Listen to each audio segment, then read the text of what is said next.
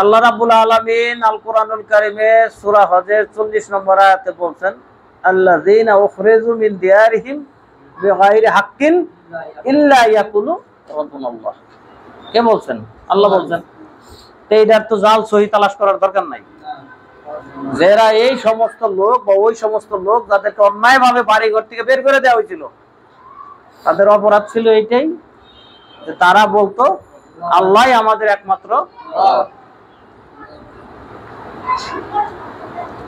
তাহলে এই সিরাতের কিতাব যে লিখলো, আমরা তথ্য কোথা থেকে নিব? সর্বপ্রথম কোরআনে তালাশ করব যে এই বিষয়ে আল্লাহ কোনো তথ্য দিচ্ছেন কিনা, এরপর হাদিসে তালাশ করব, এরপর পূর্ববর্তী তারিখের কিতাব বা ইতিহাসের কিতাব তালাশ করব। না পাইলে তো আর দলিল দরকার নাই, কারণ ওতেও যেহেতু নাই, নতুন করে অনুসন্ধান করে খুঁজে বের করবো কোথা থেকে? তার কাছে ওহী নাযিল হইছে? তাহলে এত বড় বড় আলেম এত কিতাব লিখলো, কোরআনের এই আয়াতটা তাদের চোখের সামনে পড়ে নাই? রাসূল সাল্লাল্লাহু আলাইহি সাল্লামকে আল্লাহ যে ওহীর দাওয়াত দিয়ে ময়দানে নামায় দিলেন, সূরা আলাকের কথা সব কিতাবেই আছে, কিন্তু সূরাতুল মুদ্দাসসিরে যে নির্দেশটা দিয়েছেন,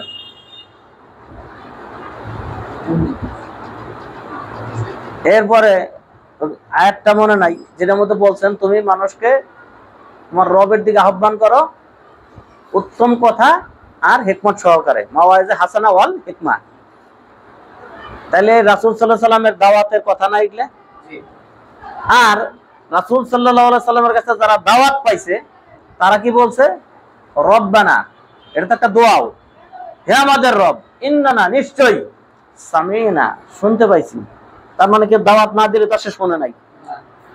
মুনাদিয়া ইউনাদি লিল ঈমান। আচ্ছা, ঈমান আগে না আমল আগে? ঈমান আগে। তাহলে ওনারা যে প্রচার করতেছে যে এক আল্লাহর ইবাদতের দিকে ডাকছে, এক আল্লাহর ইবাদতের দিকে ডাকার অর্থ ঈমান আনা না। ঈমানদারদেরকে আমলের দিকে ডাকা হইলো আমলের কথা।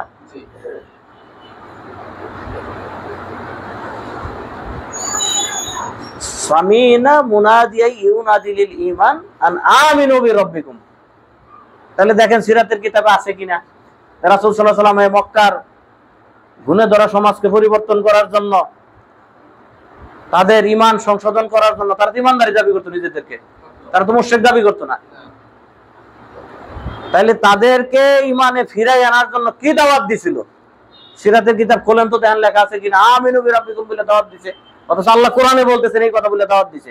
এটা কারা সাক্ষ্য দিতেছে? যারা দাওয়াত পাইছে তারা সাক্ষ্য দিতেছে। আল্লাহ এটা কোরআনে কোট করছে, আর এই কথা আল্লাহ কোরআনে উল্লেখ করছে। এই জন্য কোরআনকে বলা হয় আহসানুল কাসাস, উত্তম গল্প, উত্তম ইতিহাস, উত্তম কাহিনী। তার মানে এই কাহিনী বাদ দিয়ে কোথা থেকে ওই কাহিনী জোগাড় করছেন? সিরাতের কিতাবে রাসূল সাল্লাল্লাহু আলাইহি ওয়াসাল্লামের সূরতের বিবরণ দিয়েছেন, সূরত পর্যন্ত। রাসূল সাল্লাল্লাহু আলাইহি ওয়াসাল্লামের গেটআপ মেকআপ কেমন ছিল, কোন পাগড়ি পরছেন, কেমন করে হাসছেন, কেমন করে চুলে সিটি করছেন, এত নারী নক্ষত্র জোগাড় করে ফেলছেন। কিন্তু রাসূল সাল্লাল্লাহু আলাইহি ওয়াসাল্লাম যে দাওয়াতটা দিছে, এই দাওয়াতের কথা সরাসরি কোন সিরাতের কিতাবে লেখা দেখা গেল না, যেটা দলিল কোরআনে আছে।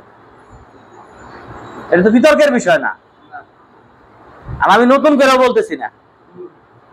তাহলে এই বিষয়গুলা এই সিরাতের কিতাব থেকে উঠাই দিল কে? কারা উঠাই দিল? এই বিষয়গুলা কেন তারা এই জায়গা থেকে উঠে দিছে? কেন খোবাইব রাদিয়াল্লাহু আনহুরে মাইরা টুকরা টুকরা করে ফেলা হইলো, শহীদ করে দেওয়া হইলো? তার পিছনে কারণ কি ছিল?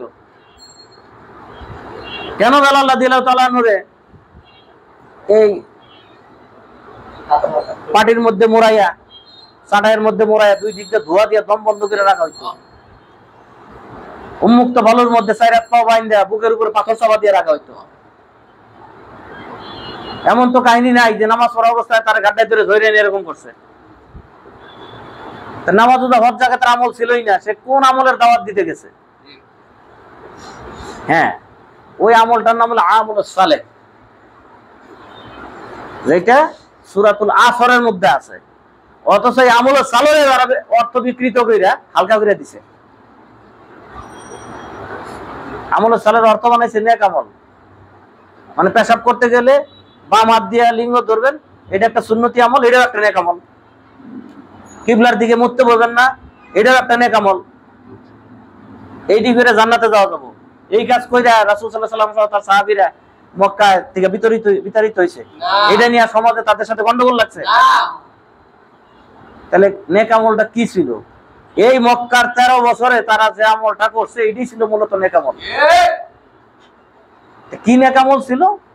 যে সমাজে যারা আল্লাহর পরিবর্তে অবৈধ রব হিসেবে বসে আছে, আল্লাহর বিধানের পরিবর্তে নিজেদের কোন মন গড়া বিধান দিয়া ওই সমাজ পরিচালনার জন্য যারা জোর জবরদস্তি করতেছে, চেষ্টা করতেছে, তাদের বিধানের বিপরীতে আল্লাহকে একমাত্র রব হিসেবে গ্রহণ করে তার বিধান দিয়ে সমাজ রাষ্ট্র পরিচালনার যে আন্দোলন, এইটাই ছিল নেক আমল।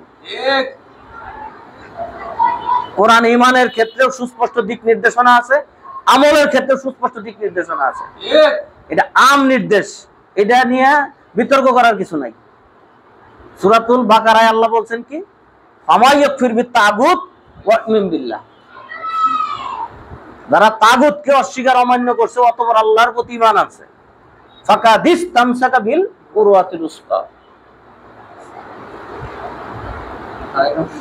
তাইলে এই যে যারা তাগুতকে অস্বীকার করে আল্লাহর প্রতি ঈমান আনছে, তারাই হলো মজবুত হাতলকে বা মজবুত রশিকে আঁকড়ে ধরবে, অবলম্বনকে আঁকড়ে ধরবে। বাকি যারা, তারা আঁকড়ে ধরবে কিন্তু খড়কুটাকে, তারা স্রোতে টিকা থাকতে পারবে না, ভাইসা যাবে।